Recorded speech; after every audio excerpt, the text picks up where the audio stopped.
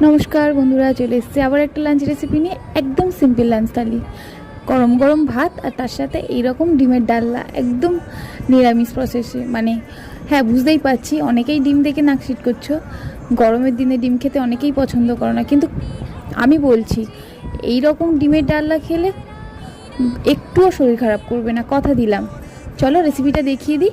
প্রথমেই ছাল সমেত আলুটাকে হাফ চাইলা করে ডিমের সাথে সিদ্ধ করে নিতে হবে, মানে একটা সিটি দিলে হয়ে যাবে। বেশি যেন আলু না গলে যায়, যেহেতু পাতলা ঝোল হবে, তো গলে গেলে ঘন ব্যাপারটা হয়ে যাবে।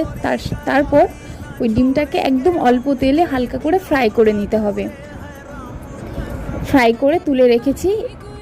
এবার কড়াইতে দিয়ে দেবো, কড়াইতে আর কিছুটা তেল দিয়ে দেবো গোটা জিরে, কাঁচা লঙ্কা, তেজপাতা ফোড়নে দিয়ে সাথে সাথে আলুটা দিয়ে হালকা করে নুন হলুদের সাথে আলুটা ভেজে নিতে হবে। হালকা ভাজা হয়ে গেলে তারপর দিয়ে দেবো কেটে রাখা টমেটো, আর একটা মশলা বানিয়েছিলাম, গ্রেট করা আদা আর একটু হলুদ আর জিরের গুঁড়ো জল দিয়ে মিক্স করে রেখেছিলাম, ওটাই দিয়ে দিতে হবে। দিয়ে ভালো করে কষতে হবে।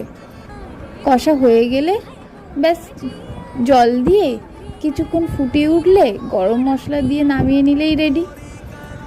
এই গরমের দিনে এই ডিমের ঝোলটা না, বিশ্বাস করবেন না, সেদিন এত ভালো লাগছিল, আর লেবু দিয়ে মেখে খেতে সত্যি অপূর্ব লাগছিল।